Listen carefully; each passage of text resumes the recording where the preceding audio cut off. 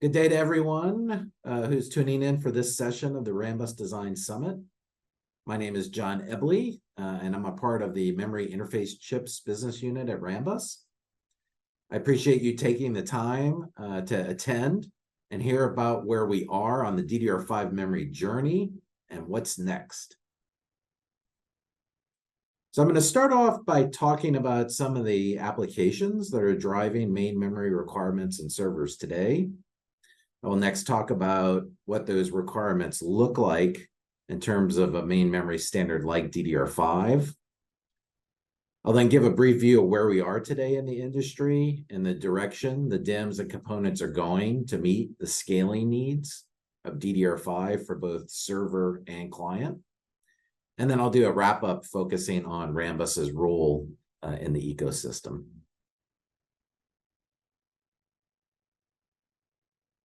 So the worldwide demand for server DRAM will double over the next 5 years, driven by a number of distinct categories of applications, as shown in this graph. Because of the various requirements of these different applications, the standard 2-CPU server is going through many changes and variations to optimize both performance and TCO for each of these classes of application. I highlight here 3 classes in particular that tend to drive the extremes of memory bandwidth and capacity per socket. Those are AI, or artificial intelligence, high-performance computing, and in-memory database. In the next few slides, I'm going to talk a little more about AI, as that's really an exciting area that is evolving at a rapid pace.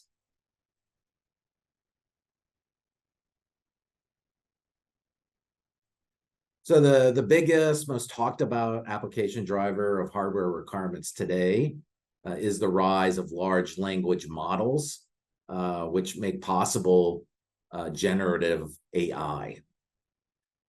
The size of these models has been growing at an incredible rate of about 10x in terms of parameters per year. And that's really given rise to the popularity and the exactness of answers that come back when questions are asked. For example, GPT-3, which was the third large language model released by OpenAI, utilized about 175 billion parameters. The fourth generation GPT-4 boosts the number of parameters up to 1.5 trillion parameters.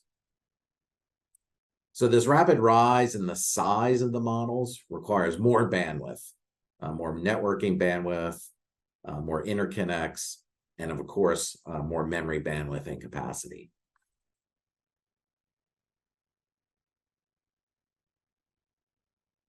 So when we talk about artificial intelligence and machine learning training, a lot of the focus is on the AI accelerators used or the GPUs that do the actual training. These GPUs tend to use its own local memory that's very close by to the GPU and utilizes either HBM or GDDR memory technology. So a lot of the focus is there, but it does turn out that about half of the pipeline in terms of processing time is in the data ingress and preparation. And that part of the process runs on servers, standard servers with x86 CPUs. And it's these latest generation of those CPUs that utilize DDR5 main memory. In this presentation, I'm going to focus on DDR5 and how it is evolving to provide the memory bandwidth and capacity needed to support advanced workloads like artificial intelligence and machine learning.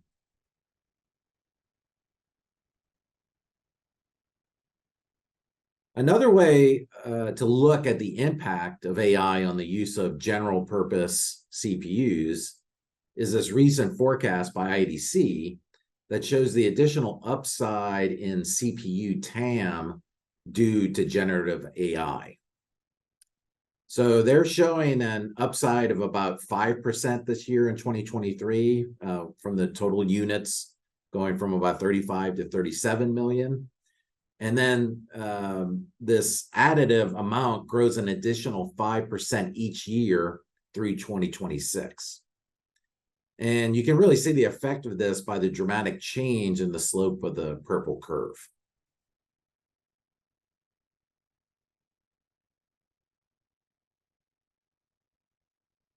So in order to meet the demands of the server and the applications that I just discussed, DDR5 was defined to meet the following requirements summarized in this slide. And I'll go through each of them and talk a little bit about how DDR5 addresses that. As core count and performance increases, the capacity per socket and system must be increased. This is mostly accomplished through DRAM scaling. 24 gigabit DRAMs have just been introduced, and 32 gigabit DRAMs are on the horizon, whereas DDR4 topped out at 16 gigabits.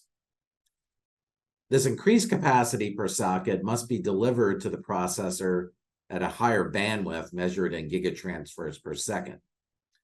This is primarily accomplished through the increase of the burst length in the DRAM, the scaling of the line rate between the host and the DRAM, or the host and the RCD, as well as the increase in the overall synchronous clock frequency in the system. Thirdly, the processor wants to receive data in units of cache lines.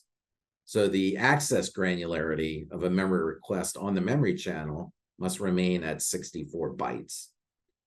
This is accomplished in DDR5 by changing the architecture of the DIMM to split it into two independent memory subchannels.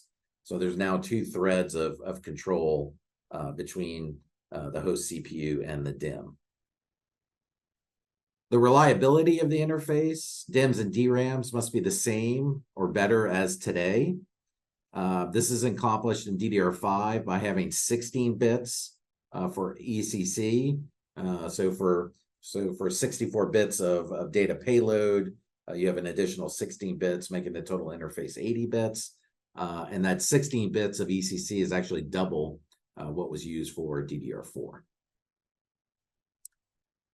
Next, a key challenge to scaling server performance is the ability to remove heat from the system and control the temperature. DIMMs are typically designed to stay within a power envelope of about 15 watts per DIMM, and that's remained relatively unchanged from generation to generation. In the DDR5 timeframe, this is managed by reducing voltages and also requiring high efficiency PMICs. Finally, as we go to these higher and higher speeds, we need to be cognizant of the time to bring up and train the memory interface such that it does not have an impact on boot time. This is mostly managed in DDR5 by upgrading the system management bus from I2C to I3C, which increases that sideband management bandwidth by about 10x. All right, so that's a quick summary of the DDR5 requirements and how they've been achieved. In my previous talks on DDR5, I've always said that deployment of this technology was just around the corner. I am happy to be able to say this time that servers using DDR5 have officially launched over the last 6 to 9 months, and that early deployments in the cloud have gone public. These servers utilize DDR5 memory running at 4,800 megatransfers per second, which is a full 50% faster in terms of peak bandwidth than the highest speed bin of DDR4, which topped out at 3,200 megatransfers per second. Given the higher bus utilization efficiency of a DDR5 interface, sustained performance increases of over 80% are expected over DDR4. So that's great news. DDR5 is here today.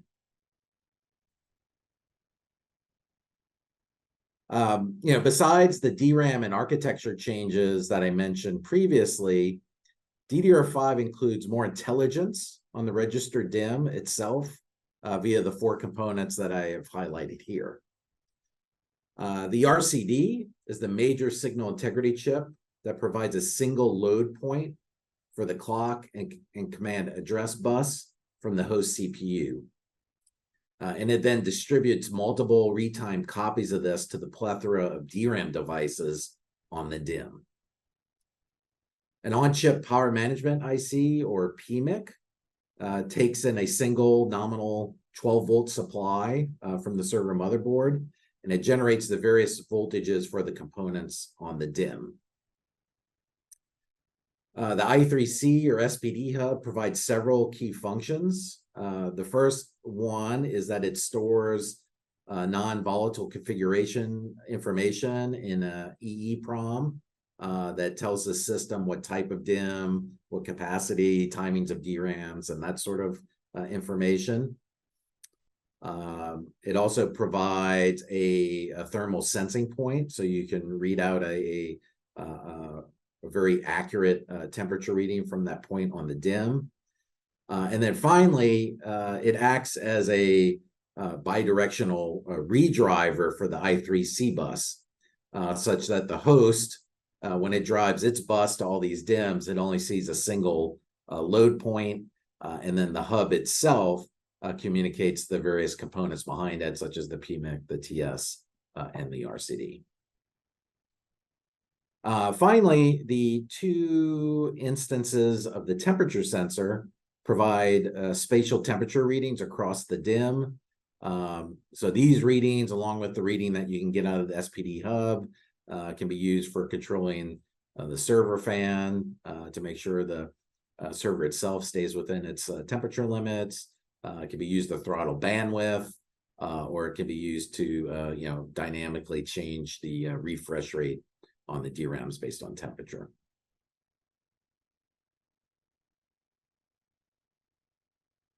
So Rambus offers a DDR5 memory interface chipset that covers the RCD, the SPD hub, and the temp sensor, as shown in these pictures of RDIMMs.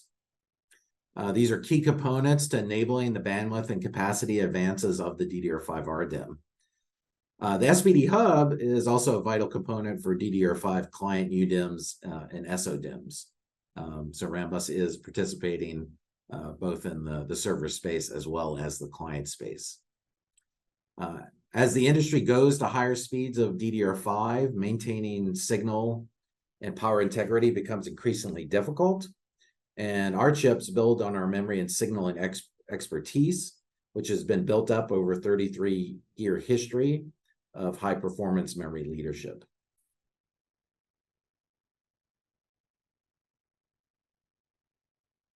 All right, so I promised you at the beginning that we would talk about, well, what's next in DDR5? And I'm going to start off by focusing first on standard RDIMMs. So Rambus has been busy introducing new products that enable the sustained bandwidth increases that are needed during the DDR5 lifecycle. Our Gen 2 devices are on our customer DIMMs and have been submitted and are in qualification at end users as we speak. We announced earlier this year, back in February, that we had sampled our third generation RCD to our customers, running at speeds up to 6,400 megatransfers per second. The engineering team is in the design phase of the next generation, or the Gen 4 RCD, which will be running up to 7,200 megatransfers per second. You know, the exact roadmap after this is still in the process of being defined, but it is safe to say that DDR5 will scale to bandwidths higher than 8,000 megatransfers per second, and that new generations of RCD will be needed to make that happen.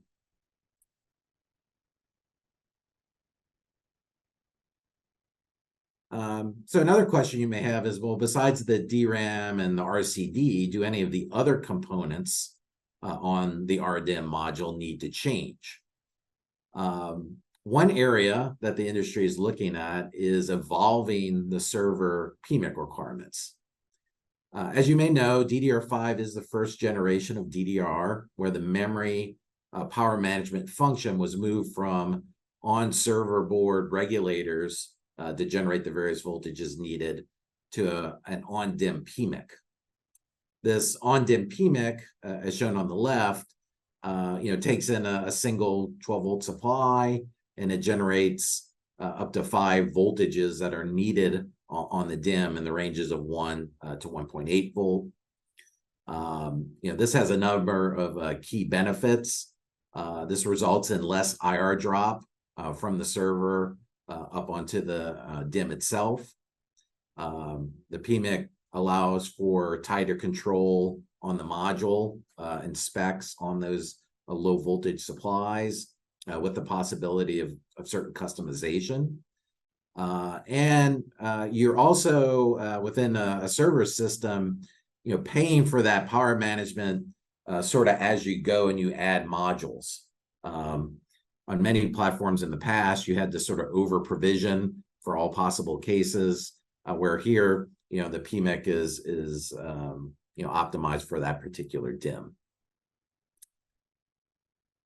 So, as we increase the DIMM bandwidth and capacity, the power is expected to go up, which will drive a corresponding increase in the amount of current that needs to be supplied by the PMIC.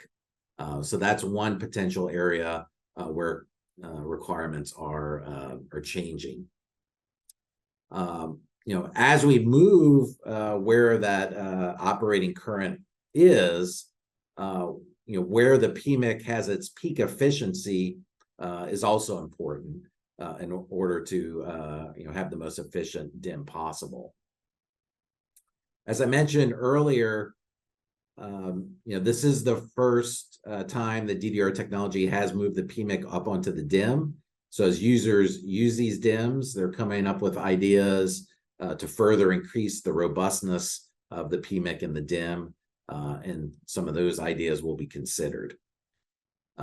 So today, if you're familiar with the JEDEC standards, there are 2 server PMICs that are defined for sort of 2 potential use cases and overall supply current capability. But as we move to higher bandwidths, higher capacities, different DIMM types, you should expect to see more variants of the PMIC.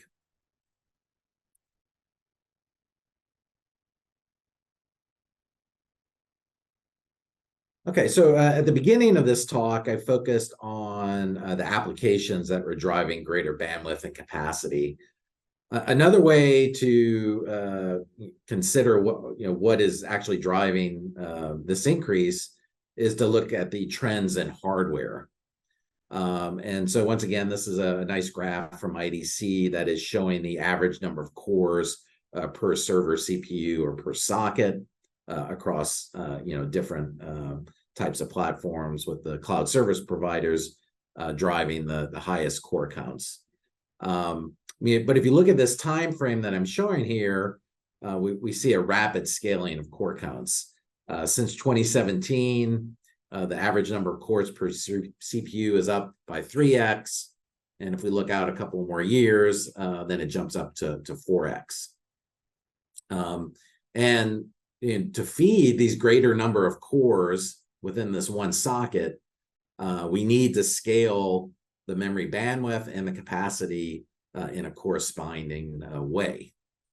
Now, if we look at what are the bandwidth vectors that are available to us, we've talked about one of those. That's really increasing the RCD and the DRAM speed, the line rate from 4800 to 5600 to 6400.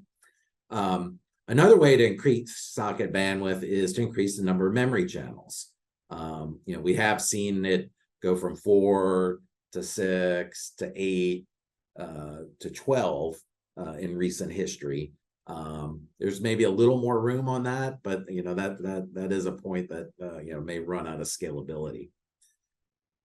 If we look at capacity vectors, vectors increase capacity. The key one I mentioned earlier was higher density DRAMs.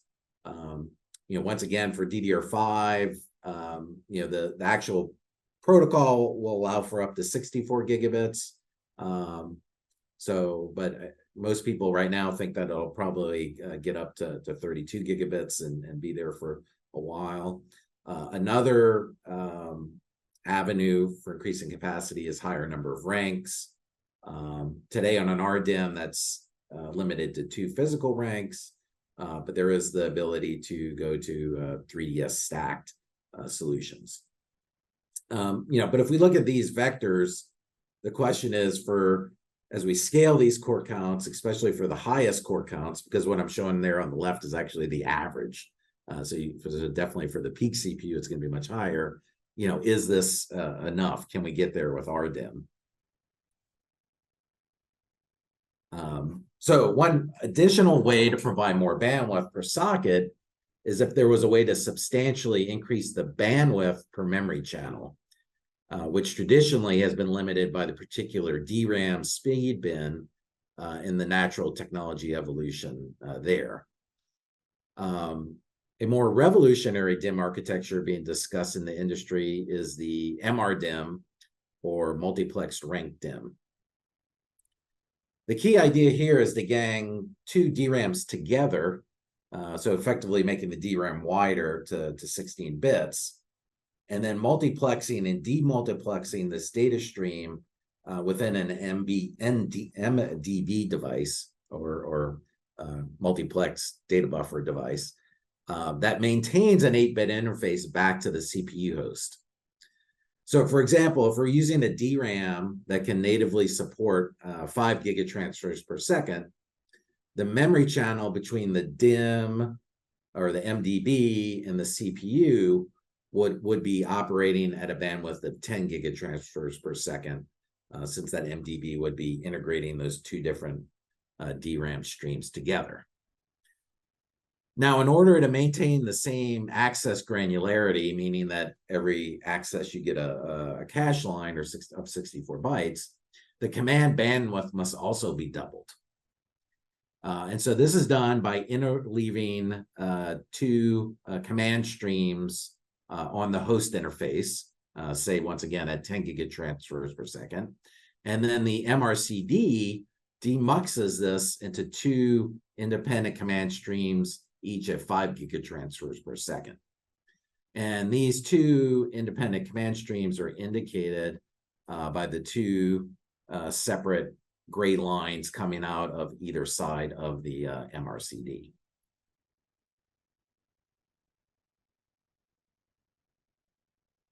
Now, I'm quite bullish on this technology and wanted to share what I see as some of the key value propositions of this technology.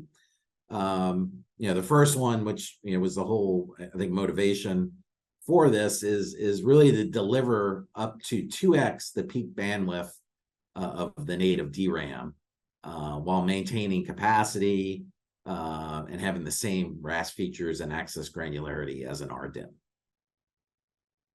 You're also able to get this additional bandwidth with just a very small increment over the latency of an existing RDIMM. It's basically just the additional latency of going through the MDB, and you're getting this bandwidth increase at a much less of a penalty than maybe other potential bandwidth technologies. Another possibility, because I mentioned on the previous slide that today RDIMMs are limited to 2 physical ranks. Since we're designing a new DIMM here, there is the ability to potentially augment the protocol to include support for more than 2 physical ranks. In terms of compatibility and reuse, this is great technology. It's likely the same CPU can and will support both MRDIMM and RDIMM.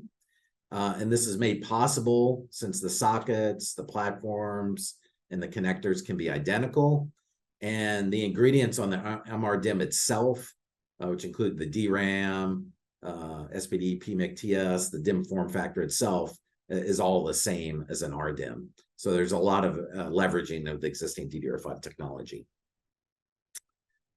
At the same host rate, if you compare an RDIMM and an MRDIMM, the effective bandwidth or efficiency of the bus can actually be higher in the MRDIMM case, since the DRAMs are running at a lower speed, which is a more efficient point for the DRAM itself in terms of bus utilization, turnaround times, and other DRAM timing parameters.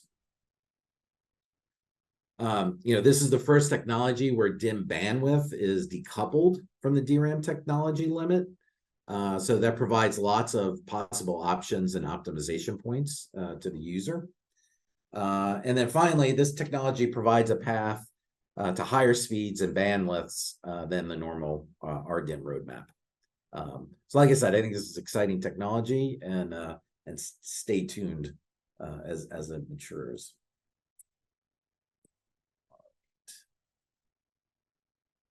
Okay, so before wrapping up, I did want to touch on the possible evolution of client DIMMs as speed and bandwidth increases.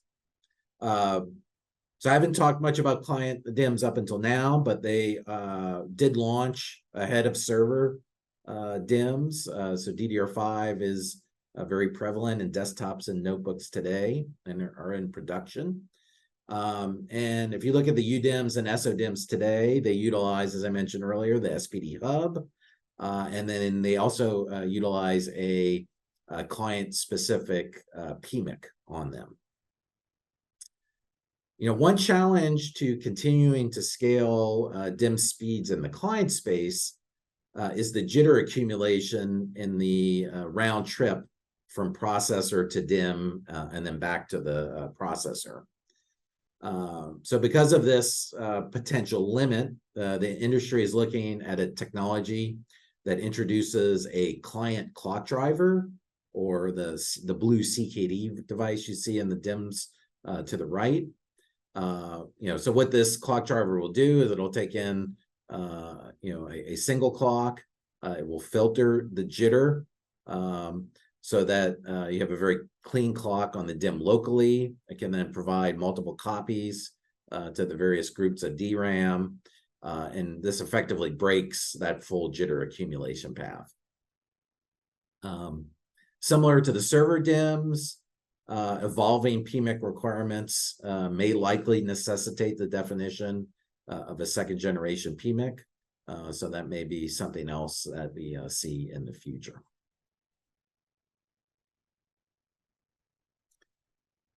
Adopting and scaling DDR5 is critical to enabling future generations of servers for the most demanding applications like generative AI. Rambus is advancing the standard RDIMM performance by providing early 5600 and 6400 solutions to enable the industry. We've been working on DDR5 for quite a long time, gained a lot of experience, and look forward to continuing to introduce higher performing and new products. Every step of the way, we work closely with our DRAM customers and the major SoC vendors who are most in tune with the requirements and opportunities of their new platforms. Rambus is taking on a more significant leadership role within JEDEC to innovate, conceptualize, and define future components that will be needed to keep DDR5 scaling. So this concludes my talk. Thank you for taking the time to attend this session, and I hope you found it informative and useful. Thank you.